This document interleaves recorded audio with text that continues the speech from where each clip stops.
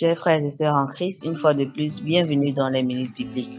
Aujourd'hui, nous sommes le mercredi 29 juin 2022 et les textes que nous allons vous proposer sont tirés de Juges chapitre 9, versets 50 à 57 et du texte tiré de Psaume. Par la suite, nous allons vous agrémenter du cantique Debout pour la Sainte Guerre, tiré du Gloire à Dieu 520. Cantique 520, Debout pour la Sainte Guerre. Debout pour la Sainte Guerre, le mal est grand encore. Plus d'un ennemi, plus de frères, suit un chemin de mort. En avant, tous en avant, notre chef est tout puissant. Nos armes sont la prière, l'amour persévérant.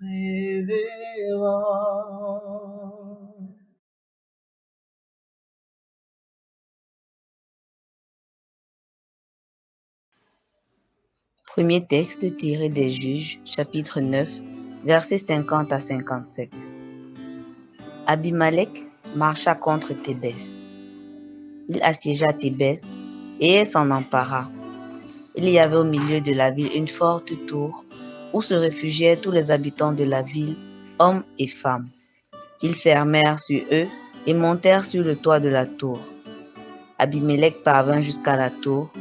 Il l'attaqua et s'approcha de la porte pour y mettre le feu. Alors, une femme lança sur la tête d'Abimelech un morceau de meule de moulin et lui brisa le crâne.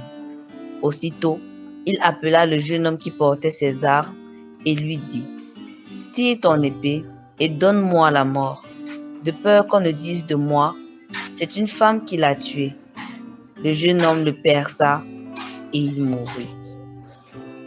Quand les hommes d'Israël virent qu'Abimelech était mort, ils s'en allèrent chacun chez soi.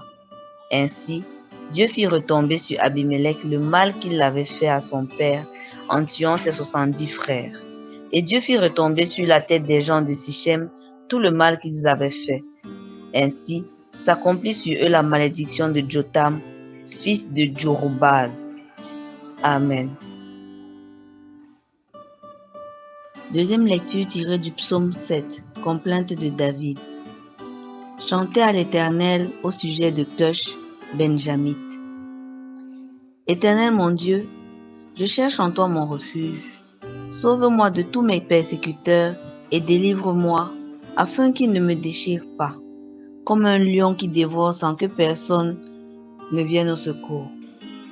Éternel mon Dieu, si j'ai fait cela, s'il y a de l'iniquité dans mes mains, si j'ai rendu le mal à celui qui était paisible envers moi, si j'ai dépouillé celui qui m'opprimait sans cause, que l'ennemi me poursuive et m'atteigne, qu'il foule à terre ma vie et qu'il couche ma gloire dans la poussière. Lève-toi, ô Éternel, dans ta colère.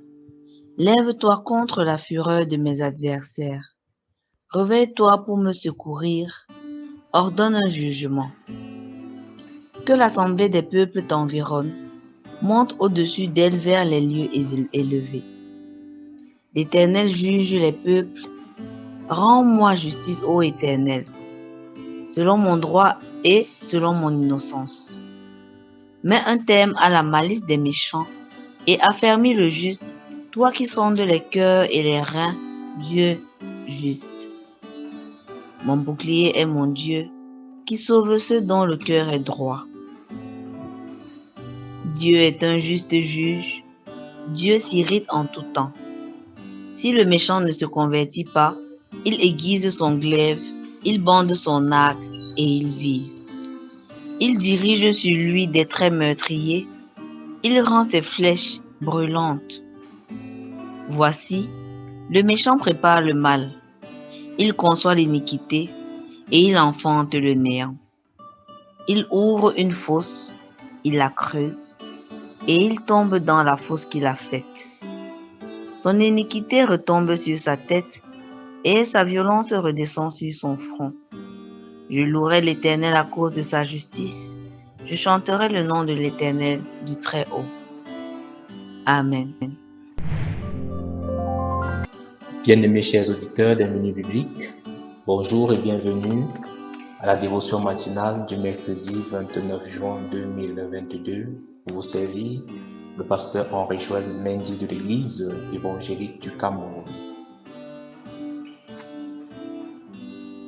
Le texte nous parle d'un personnage terrifiant, Abimelech, qui semait la terreur partout et qui était craint de tous. Ce personnage qui était allé au point de décimer ses propres frères, près de 70 personnes, afin de garder le pouvoir, le trône. Bien-aimés, notre monde souffre, l'Église souffre, nos familles souffrent, parce que plusieurs, au lieu de travailler pour le bien-être de tous, ne pensent qu'à s'arroger des titres et d'avoir le pouvoir sur leurs semblables. Le monde est déchiqueté partout par des guerres, par des crimes de tout genre, à cause de la recherche effrénée du pouvoir. Et c'est le cas d'Abimelech. Mais malheureusement, ceux qui ne pensent qu'à la recherche du pouvoir, de la domination et de la gloire risquent, dans cette quête folle, se dénaturer et devenir comme Abimelech, un animal, un assoiffé de pouvoir, un homme sans cœur, un homme sans sentiment, capable de tuer ses propres frères.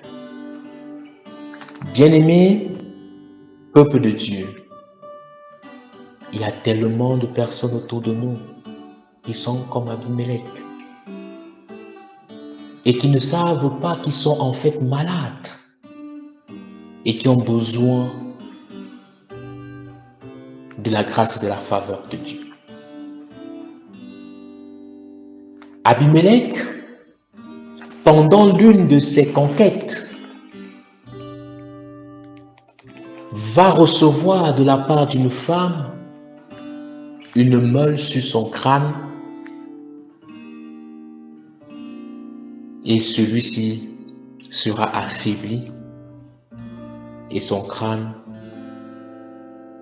va se rompre.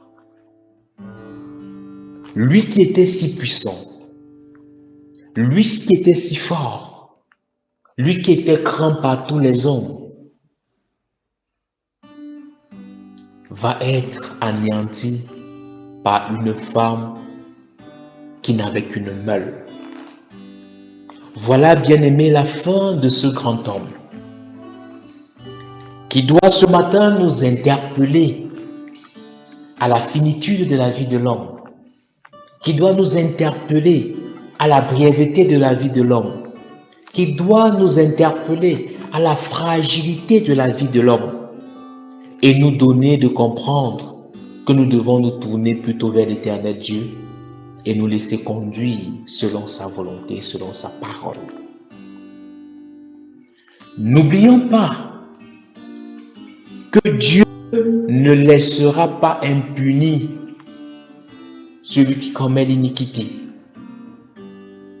le méchant. Et c'est ce qui arrive. Dieu va prendre une femme pour régler son compte à Abimelech et anéantir ainsi toutes ses vérités de pouvoir. Bien-aimés, peuple de Dieu, à travers l'histoire d'Abimelech, nous comprenons que ce que nous faisons, nous payerons tôt ou tard, d'une manière ou d'une autre. Il est donc question pour nous de faire le bien, contrairement à Abimelech, afin de récolter aussi le bien. Il est question pour nous de rechercher l'intérêt de tout le monde et non notre propre intérêt dans un monde comme le nôtre où chacun travaille pour ses intérêts personnels. Il est question de penser aux intérêts des autres et au bien-être du semblable. Que le Seigneur nous donne donc de refuser d'être comme Abimelech et de choisir de travailler comptant sur Dieu pour le bien-être de tous. Que l'humilité nous caractérise afin que dans l'humilité, nous considérons les autres, nous considérons leurs intérêts